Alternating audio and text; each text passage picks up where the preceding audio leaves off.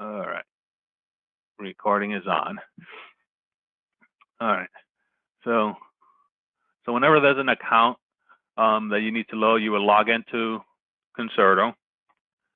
Come to the three lines up here, which is the bars, the bar menu, and you're going to come down to Hotel Content. From Hotel Content, you come down here to Content Explorer. So you click there, and that's going to take you to the part of IC system that's called Hotel Content Manager. And this is where, I mean, you guys probably done work on here, Michelle, is where all the data that feeds OTAs and websites and things like that, it comes from this side of the system. Yes. So once you're in here, I mean, there's, like I said, tons of areas to work on. Negotiate is down here, but I usually just come to the search bar and I put LNR up here. And then you get these that pop up. If you just hit enter after LNR, then it'll just go straight to local negotiated. So up here, I mean, you're gonna have, let me click on here first. So usually what I recommend we do first is if we have an account that we need to load, is to first look it up by name to see if it already exists. So on here you would type like any, I mean, let me just put Davis in. You would type any name and then hit search. And if there's any account that has Davison in the name, will pop up. So if you see that the name of the account that you're trying to create already has an existing rate category, then you don't need to submit anything to be loaded. If you don't see it here on the list, then you close out of here. And you can close this. And then you're going to come down here to local negotiated rates and click on the little blue down arrow, open. Oh, hold on, no, I'm on the wrong area. This one here, corporate account LNR creation. You click here. And then you click the first one that says corporate account LNR creation. And you're going to get all these fields that need to be filled in. All you need to do, I mean, you're going to need hotel seller's name. So whoever's the seller, that would be you, your email. Merlin ID could be anyone who's submitting the request. So if I'm submitting it on your behalf because you guys are busy, and that's the other thing I was going to say. I mean, I'm teaching you how to do it, but if you're out and about and busy and you want to just send me the information and I'll send a request in, you know, I'll just put my Merlin ID on here. But if you're doing the submission, you can put your Merlin ID on there. Submitted by first name, last name. All these are mandatory. Email address of who's submitting, and company name. Then all this IC Edge, that stays blank. They do need a company phone number, and I don't know why they're asking for fax. Nobody has fax numbers anymore, but I usually just put this. If the company doesn't have a fax number, I'll put in the same number as their company phone number in here. Company address.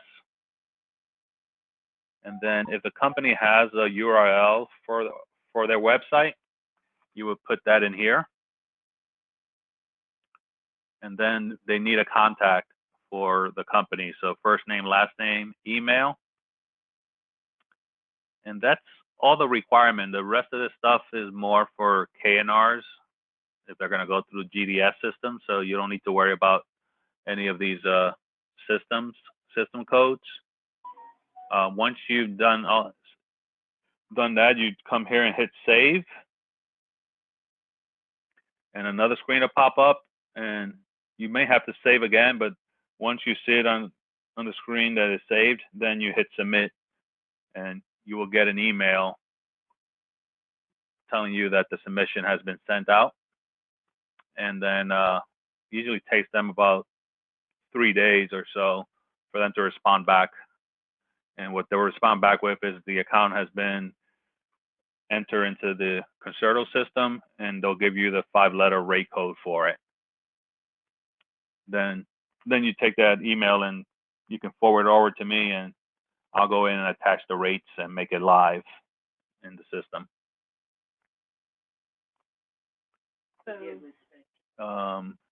Then any questions? I mean, this kind of pretty straightforward, the submission part.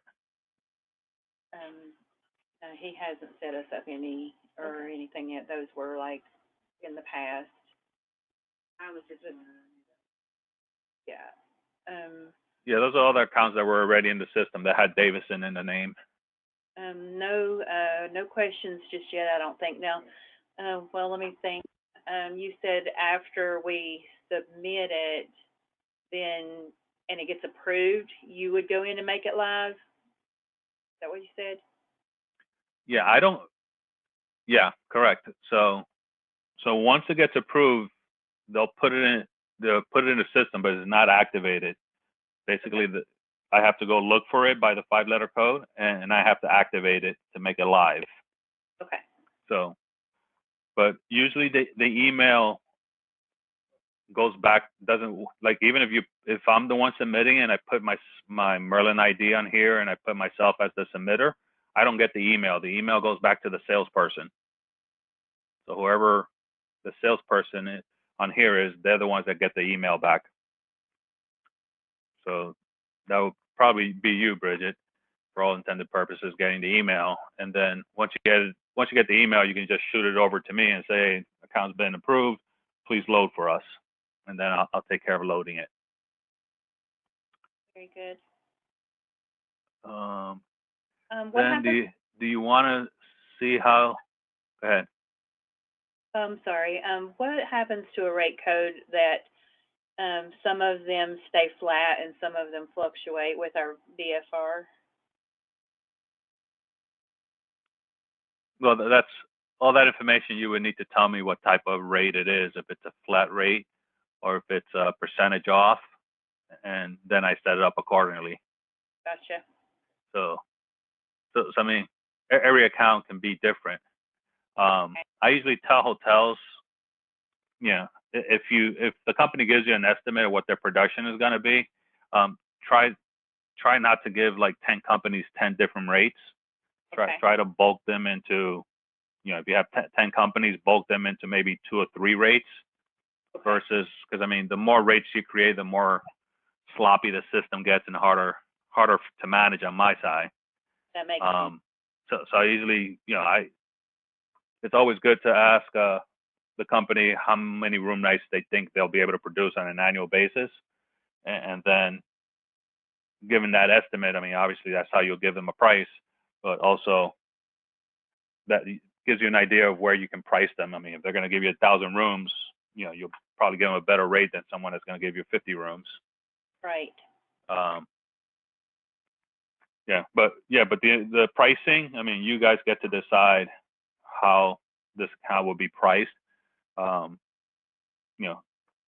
percentage off of Best Flex is always best, because at least it fluctuates with Best Flex rate going up. But some accounts rather have a flat rate. I mean, it all depends on who you're dealing with. Definitely does. But I always say, from a revenue perspective, it's always best to try to do a percentage off, because that way, if we get really busy and we increase the rate, that company's rate increases with it. I agree. They do try to push you into that flat rate because it's easier for them to fill out their. And what I usually, I mean, from a sales side, what I usually tell a client like that is, well, you won't have last room availability, so if the market gets busy, you're probably going to get locked out and have no rooms available. Where if you take a percentage off and your rate is higher, there's more likely you'll have availability. So I mean, an account that wants a low flat rate, usually I wouldn't give them last room availability. And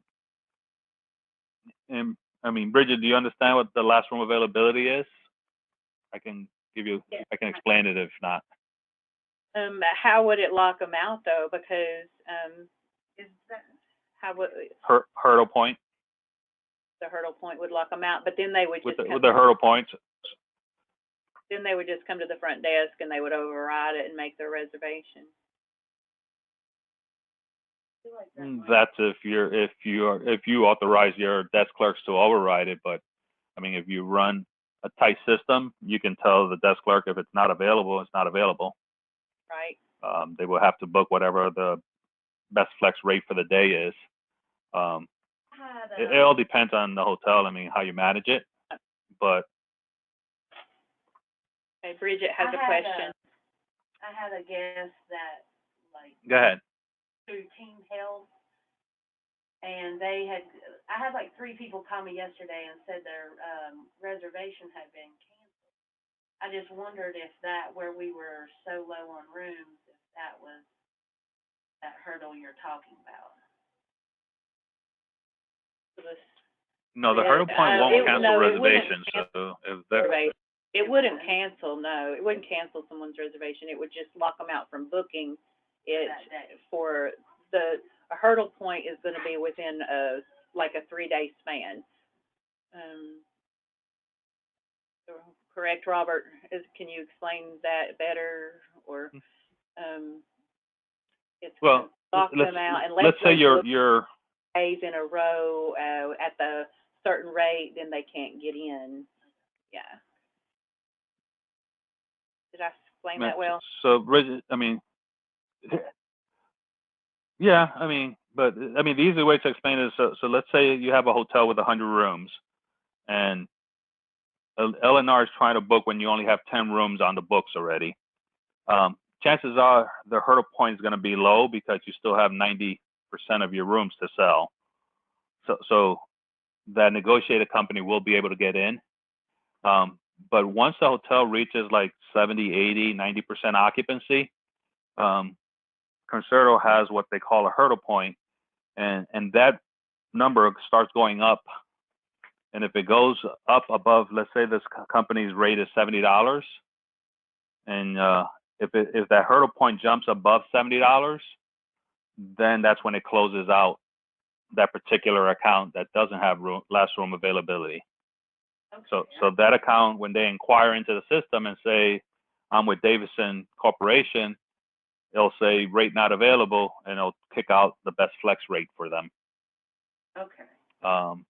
So that hurdle point, I mean, kind of goes up when the demand goes up for the property. So I mean, as long as there's no demand, that $70 rate will probably be available most of the time. But when you get into special events and high demand occupancy, that's when the companies start getting closed out, and other discounts as well. They would have to be using the rate code at the front desk in order for that to lock them out. If they were doing a manager rate code, then that wouldn't block it. So yeah, it is very. Like I said, it all depends on. On how. It all depends on how you set up your front office process. Well, that's why That's why we're learning. But that. Yeah. Yeah, no, because like I said, I mean, usually, I mean, when I ran front offices, I would tell the desk clerks, I mean, whatever's in the system is what you're selling. You don't have to. If something's not available, it's intentional. I closed them out intentionally because we're busy, and that company didn't sign to have last room availability with us, so their rate is not available. But I mean, it differs from market and hotel to hotel, because I mean, you're talking about dealing with the customer that's in front of you. I'm managing the system to close out customers that are trying to, either call in or book through the web. I mean, it's kind of, I get your point. I mean, it gets a little bit harder when you have the customer in front of you to kind of tell them, oh, sorry, you can't have your rate. But, right. But I mean, usually when I used to run front office, what I would do is I would tell the customer, I'm going to give it to you this one time. I said, but you need to understand in the future that your company doesn't have last room available. And when we get really busy, that rate gets locked out. So you need to book further in advance and not show up thinking your rate is going to be available all the time. And you kind of train them. I mean, if they're repeat customers. But, right. Mr. Kronowski. All right. So the other thing I can show you, do you know how to create a booking link for a company? No, I do not. Okay. So that's something that a lot of companies will request, because once you load them in the system, I mean, the only way they can actually book is if they know the company ID number, which you will give to the client, or if you can give the company basically what we call a booking link. I'll show you how that gets created. So for the booking link, you would need to go log into Merlin.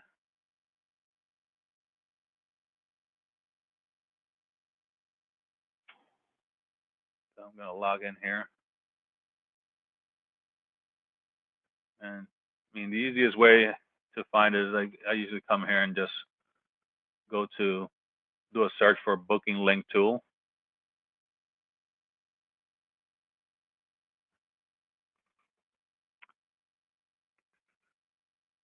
And package, I think you could do it from the group booking tool. So you click on that one, access tool.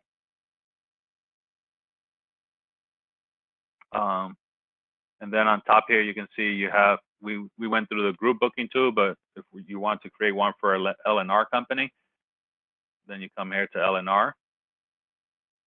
And then kind of the same thing, you're going to put in your hotel. So you come here, the brand is Holiday Inn Express. Language that you want the link in would be English. Your in code.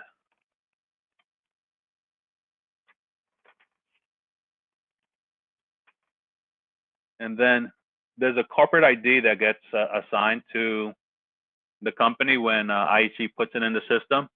You're going to need that number to put in here. So you would put that number in there. And then you're going to have the rate category, which is the 5-letter rate code.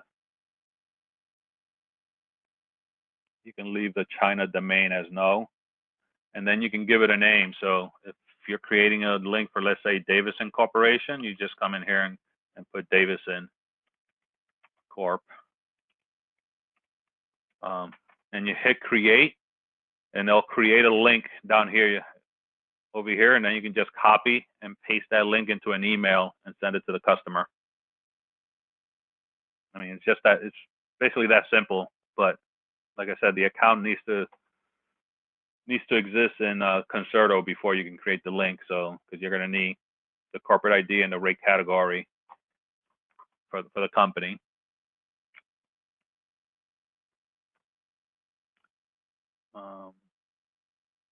That's basically it. I mean, you can do groups also. If you do load a group in Opera and you get the 3-letter code, you can create group booking links as well for groups. Okay. You're going to go over the even RFP. for packages that we may have in the system. You're going to go over the RFP. The RFP, I don't do that on a regular basis, so I thought this is what we were doing. don't want to confuse, because no, I wanted to show the booking links. The RFPs, I mean, you're going to get that. I don't, like I said, I don't handle those on a regular basis, so I don't want to go and miss any steps that need to happen during the RFP process. But the RFP process, I mean, you'll get information on the accounts, and then you have to go, I believe it's through Lanyon, and go in there and submit which accounts you are bidding for. But right, we've been doing that. I don't know 100% on those. Yeah, no, I know that's usually a little bit more cumbersome. So I don't handle those for hotels, just because the amount of hotels that I do. If I had to do RFPs for all of them, I wouldn't be able to do the pricing and strategy part. So I help out with this side of the, loading the LNRs and KNRs. I mean, once it gets approved, then I go in, and when you get the email that's been approved, I go in and double check that they loaded it correctly. That's kind of the part that I do, but I do that in Concerto. One or the other, right? RFPs that come through, those are either LNRs or KNRs, right? It's one or the other, right? The RFP is gonna have the cover information and, well, the KNR. This is more if I went out to a bid. Yeah, they're mostly right. They're mostly KNRs. The RFPs, those are accounts that are being negotiated on a global basis for IHG. So those are the big corporations and the bigger companies Right. that go through the RFPs. So basically, The LNRs, what I'm showing you here, don't go through that process. okay. So you're not able to show us anything on the KNR side, right? No, because I don't even have access to Lanyon and all that stuff, all the RFP. Gotcha. Okay, no, this is. Like I said, I mean, it's been a long time since I've done it, so I don't want to confuse you, because I definitely would miss a step or somewhere because I haven't done it in so long. No, that's okay. Well, there's plenty of classes in there that we can continually touch on when time allows. We'll just have to stay up on it. No worries. Yeah, I mean, my involvement with the hotels on the RFP side is helping out with pricing parameters and things like that. So when you're setting up the pricing for next year, I usually can get involved in those conversations, but I don't go in and do any of the account submissions and things like that. Okay, let's talk about a pricing parameter for someone. We have a company called Suncoke, and they are set up at a percentage off. They have their highest cap is 120.95, and then I noticed that it fluctuates, with our BFR. So I don't know what percentage they are off because it was set up before me, but so we had. So I can look it up. Okay. We had a guest get upset with us. They wanted their rate to be 99 permanently, and flat rate.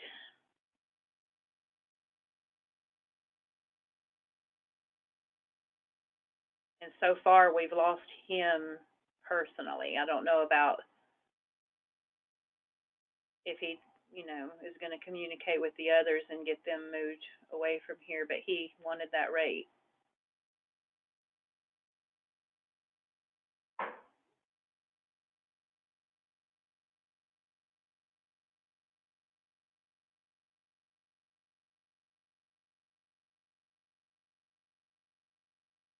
We did give it to him for a little while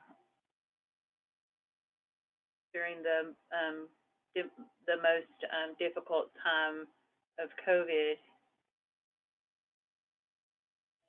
He got upset when it was time to pay a little more, $10 more.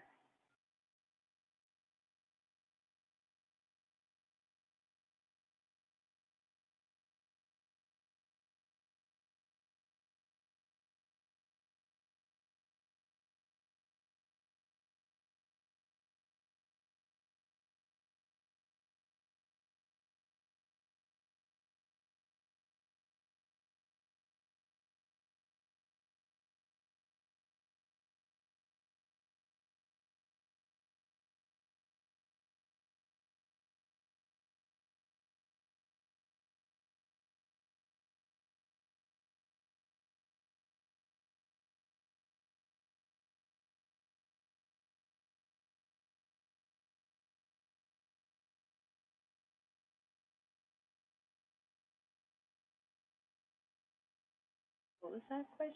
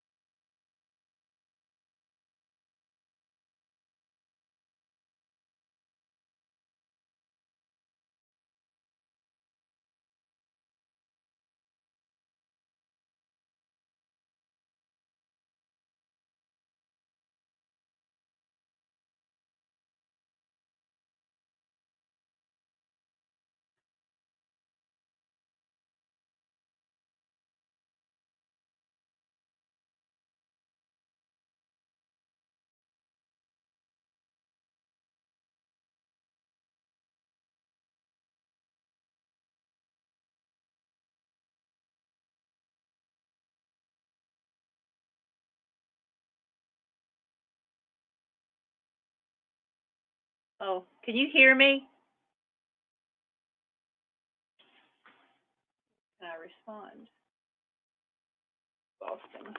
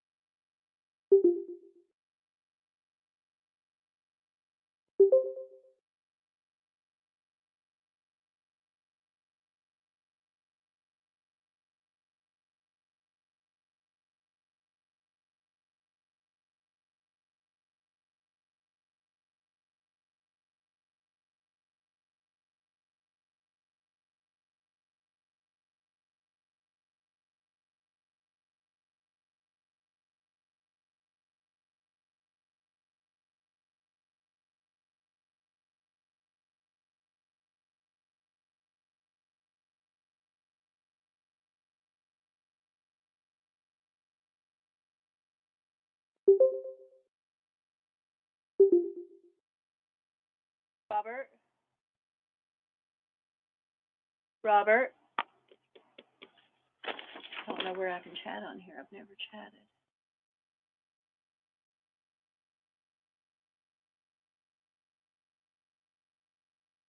Robert? Good place to chat.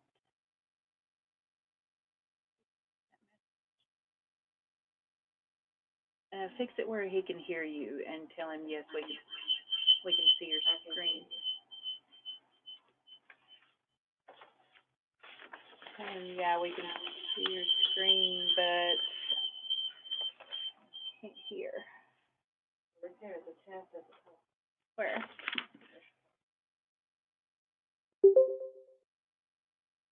Hello? Hey there.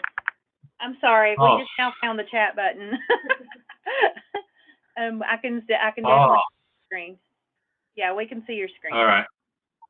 Sorry Okay. about that. I hung up and redialed in because Me too, but I didn't All right. get you. okay.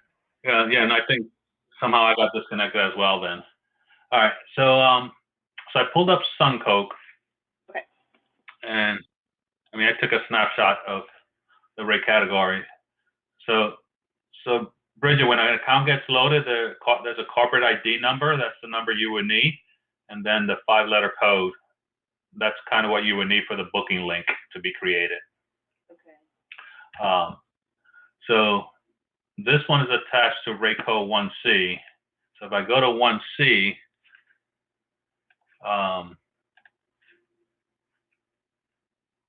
rate code 1C is a flat rate, not a discount, not a percentage off, Michelle. So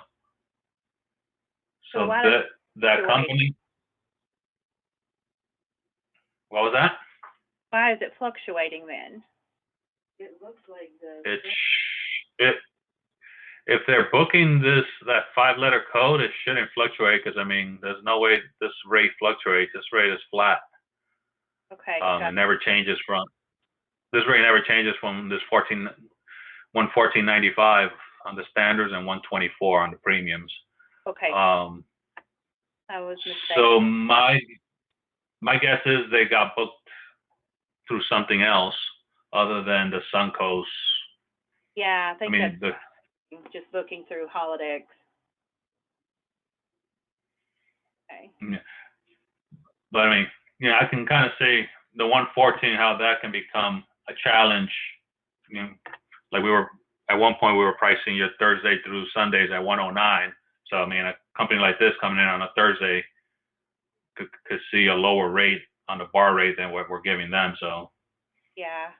But do you have any suggestions? Well, that's kind of where the percentage off works better, because that guarantees that the negotiated rate would never be higher than Best Lex. Okay. When we get to lower rates, but like a company like this, if the year-round rate, which is the way it's set up, there's no seasons all year. Their rate is 114.95. I mean, there is going to be time when we're in slower that we're going to drop below the 114 price point, that becomes a challenge because, I mean, to manage it, to like go into every single account that has a rate that's higher than what we have in bar, is almost impossible to manage it manually. If it's one account that produces a lot of room nights for you, we can go in to that particular account and lower their rate for whatever period we have a lower best flex. But I mean, it's not ideal because you and I will have to be on top of that every time we change our rates. Would you never go of about 15% ever off of the CFR? It all depends on the account's production. So if an account can give you a substantial number of nights, I mean, you can do 20, 25% off, because for all intents and purposes, I mean, there's always going to be discounts out there that are anywhere between 5 to 15% off on the retail side when you're looking at the book now, pay later, or stay longer and save. I mean, there's going to be discounts that are going to be in that 15% range. It all depends on the volume of what the account can give you. What would it take for you? If an account, What would it take for you to give 20 to 25% off? How many rooms annually, personally, would you say, okay, they're worth 20 to 25%? Let's see. Let's look at your production. I mean, there's not going to be that much negotiated right now, but I mean, you start looking at some of your accounts. Like Genmar, we have a lot of, Genmar is our top producing AR account. Yeah, so they're your top. Usually what I would do is see what the accounts are producing for you. So I mean, if anybody deserves a bigger break-on rate, would be your biggest producer, but obviously if they're used to paying $99 and they've been with you for a while, you're not going to lower their rate just because of their production. But I'll use them as a benchmark. Anybody that produces less than them shouldn't be getting a lower rate than them or a bigger percentage off than them. Right. And I mean, and most of these accounts will, hit your Monday through Thursday pattern because they're traveling for business. The other side is if you get an account that stays through your slower days, which is your Thursday through Sunday, then those accounts, I would consider giving them a bigger discount because they're helping you on your slower nights. So I mean, it all depends on the account and how many room nights they can produce and what days of the week they're producing it.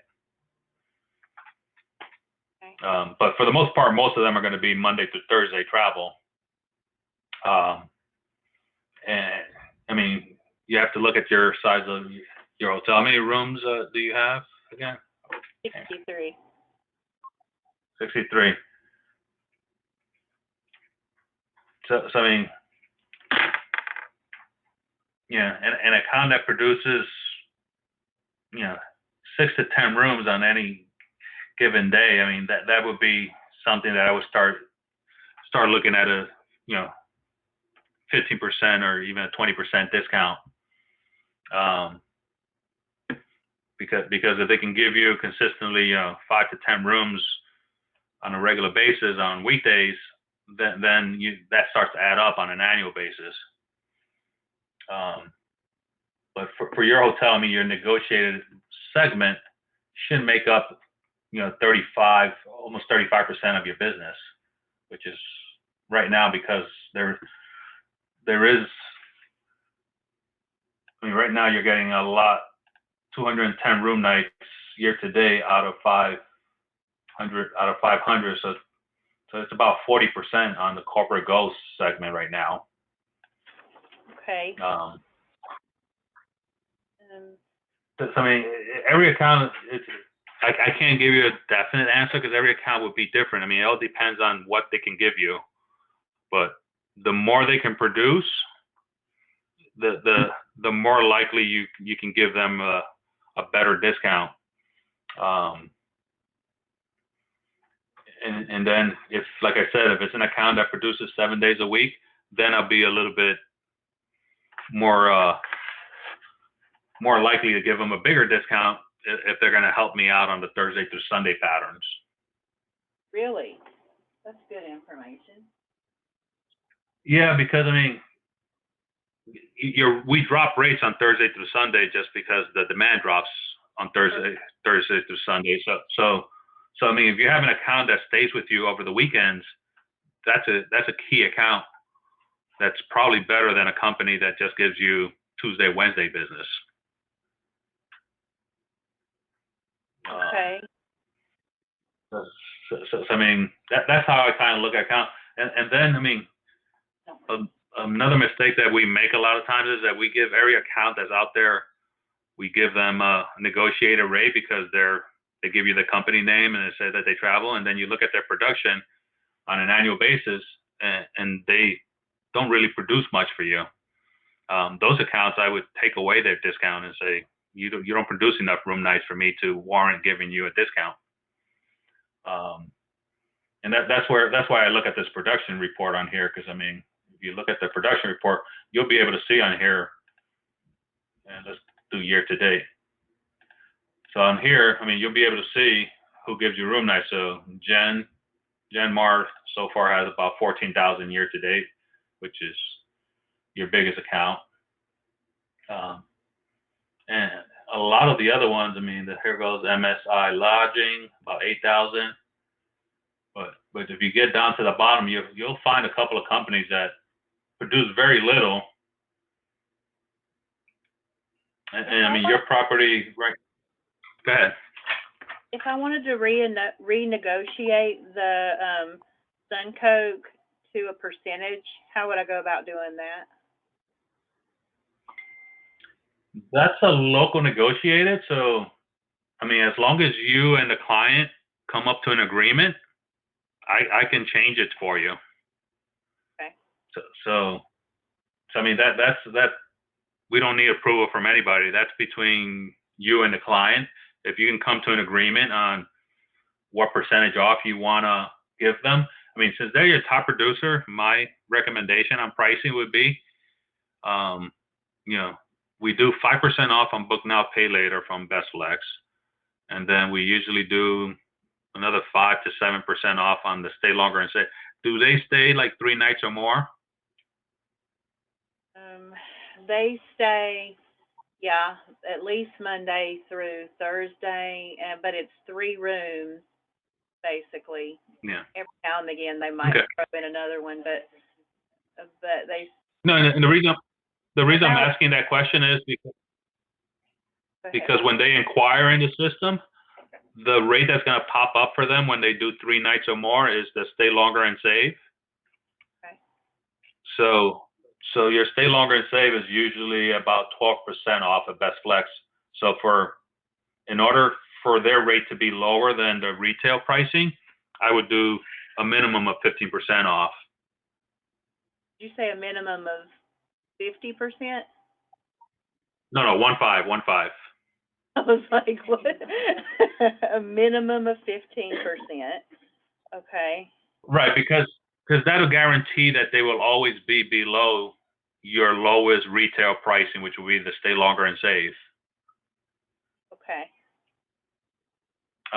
And then they'll also benefit from the times when we drop rate, because demand is low, their rate would drop as well.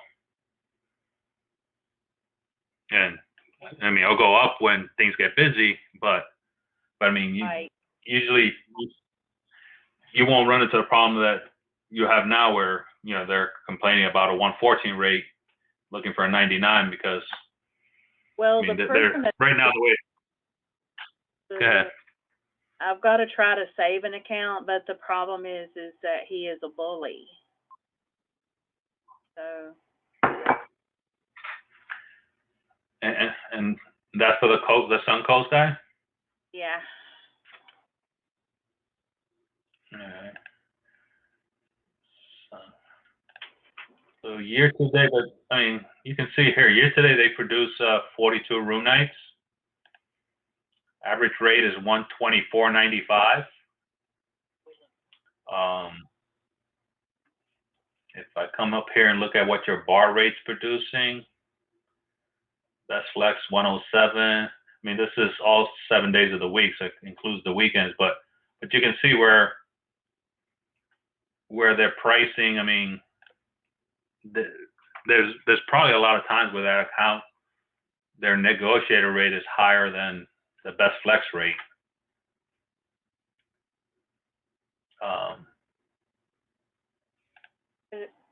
But last year, I mean, they produced 84 room nights at the same time. So That's not accurate because we've been doing IDOS for them. We haven't been using their rate. Okay. Because we had given them the 98, 95 for a period of time during COVID.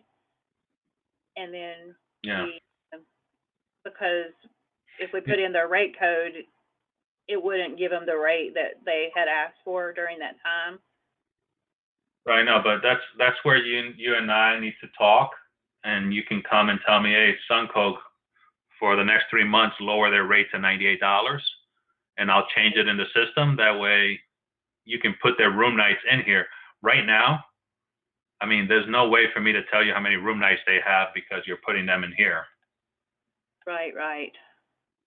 And I don't. And that's where your negotiations fall apart because you can't prove to them whether they're producing enough or not enough for you to negotiate a rate with them. Well, yeah, and that's why this.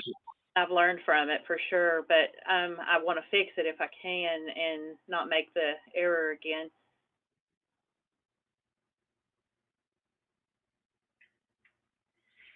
Yeah, I mean, but like I said, I mean, it's very hard to figure out how many room nights they're actually producing. I mean, last year they had 84 in here, and there was only 190 up here. So, but I usually tell hotels, I mean, if you have sales in your property, I mean, it's best to move accounts out of your IDOF and put them into actual account. That's why I like to teach the sales managers how to submit for an LNR. Yes. Because if you don't submit for an LNR, then you start throwing a lot of companies in here.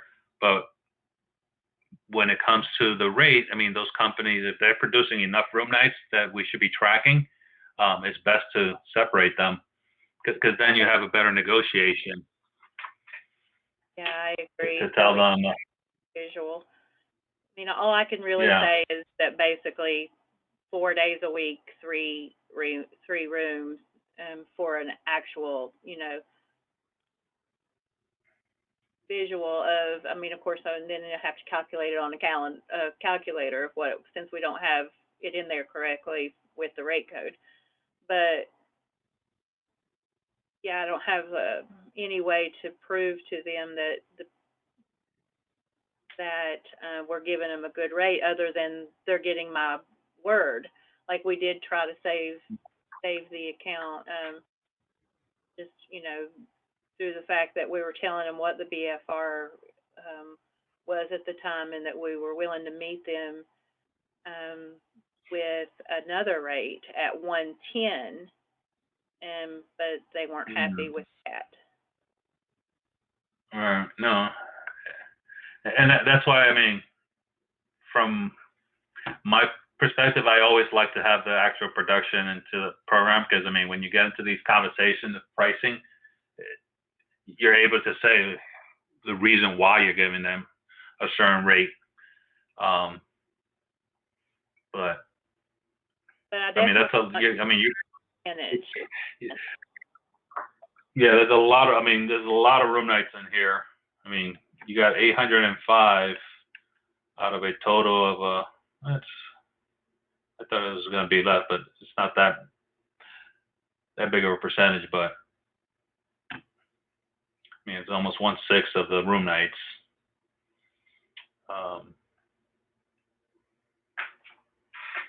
But I mean, like, if you would, I mean, I haven't been your revenue manager for too long, but an account like that, what I would have done is, where did it go? Anyway, well, what I would have done is gone in and changed the rate for the period that you guys agreed to change it, and then you'll be able to put the room nights against the rate code in the front desk. It's really just, I mean, it's my fault. He came to the desk, he's been mean to every single front desk member, bullying and rude and yelling at different times, and then it came down to the point he was in my face saying he wanted this, and so that's what I did. I gave it to him till the point where we were like, I apologize, we're not able to give this rate anymore. That's kind of how it went. Yeah, no, I get it. I mean, but I mean, like I said, if you have accounts that you want to do special rates for out of the negotiated, especially like right now with the COVID stuff, I mean, the best thing is to just go and put it in the system. That way, when the 3 months are over, the rate jumps back up by itself, and it's not that they continue getting the low rate, because that's probably what's happening with your accounts. I mean, the discount rate has been floating for a year now, so it's almost impossible to try to push them to increase. You're right, and it's my fault for not using the word temporary in there for a temporary 3-month period or something like that instead of. Yeah. My fault. And that's, I mean, it's going to be a challenge across the board, because I mean, it's very hard to push even the best flex rate up. I mean, your market, you're in a different situation than a lot of hotels, but in a lot of hotels, I mean, the best flex rate is still way down compared to what it was in 2019. So if they can't push best flex, they can't push negotiated either. Okay. Well, we're going to try to save it through email conversation and a percentage off after we figure out what percentage we need to go with. We'll try to come at him again if he don't just cut us right off because he's mad. So. Yeah, but is he one of the? I mean, where's he going to go if he doesn't stay with you? Well, there's not a lot of options here for higher quality. You know what our comp set is and where it's located, but Right. We do have some boutique hotels opening up nearby soon. He may be staying all the way down at Lebanon and Holiday Inn Express just because of his pride. So. Yeah. See. But the town next door, Tazewell, they are opening up a few boutique hotels over little bed and breakfast things. That's going to start taking place and be finished probably by 2023. A few of those. Yeah.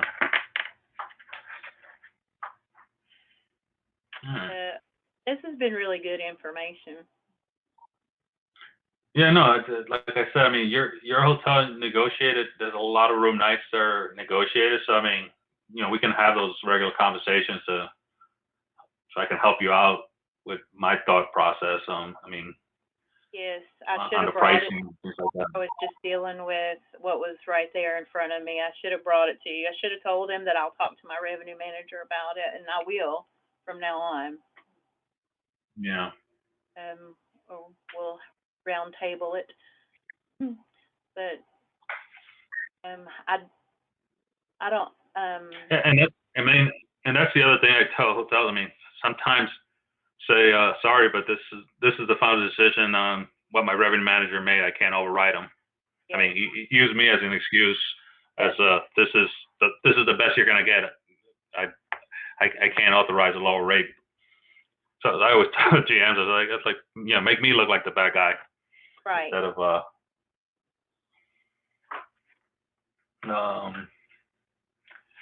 so as far as performance now, I don't want to change anything that what we've decided on unless Himmel changes it. I feel like we need to stay, you know, what on the decisions we made for the next few months. How do you feel?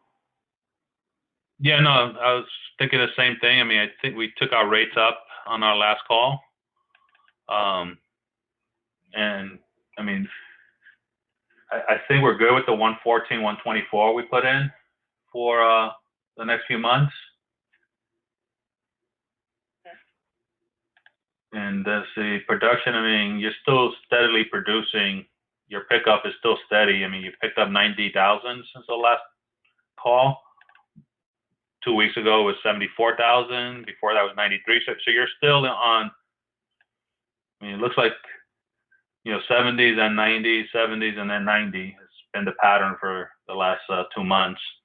So our pickup has been steady, and the good thing which you see with our pickup is that our rate's been going up. So the push on rate hasn't hurt us. Good. And then we have lost a little bit of revenue just because we're dealing with some pool issues still. So, but hopefully be resolved soon. Okay. But yeah, no, I mean, I think I don't want to push the rate any more than where we're at right now, unless we see that these room nights go up drastically. Okay. I think we're at a good spot right now. I kind of agree with you. Okay. Yeah, and then Hamill hasn't said anything to us, so I think he's good with it as well. Because I mean, I get 3 or 4 emails from him on a daily basis on rate changes for other properties. Okay. So the fact that he hasn't touched yours, and since we did the first change, I mean, it means he's okay with it. Okay. All right. So I'll send you all the reports. And if Bridget has any questions or anything, I mean, she can always call me or email me. I mean, I'd be more than happy to help her with her development. Okay, thank you. Yes. You can hear her or not. She's a little bit further in. Yes. Said thank you. Yes, I did. I did hear her. Okay. I really appreciate All right. it. Not a problem. I'll save the recording and then I'll send it out. I'll send you a link to a YouTube where you can go watch it there in case you want to see any of the beginning for the LNRs and submission. Thank you. That helps so very much. Yeah, and if you don't do one for a while, you're probably gonna forget. Don't be shy to call me and ask me for help. I mean, that's what I'm here for. You're exactly right, because they are very random for our property, so it is so easy to forget. Yeah, no, these systems there's so many systems in and out that if you're not in them on a regular basis, I mean, it's very easy to forget. So I get that. So I'm not gonna be one of those. I trained you 2 months ago, dude. Don't you remember? And I mean, for a lot of properties, I do the submissions for them. As long as that screen that I show you, as long as the property gets me the information, the contact name, address, phone number, and all that stuff, I'll submit it for you as well. Sounds great. All right. Well, you guys have a great rest of the week, and email me or text me if you need anything before our next call. Okay, will do. Thank you, Robert. Thank you. Bye. Bye.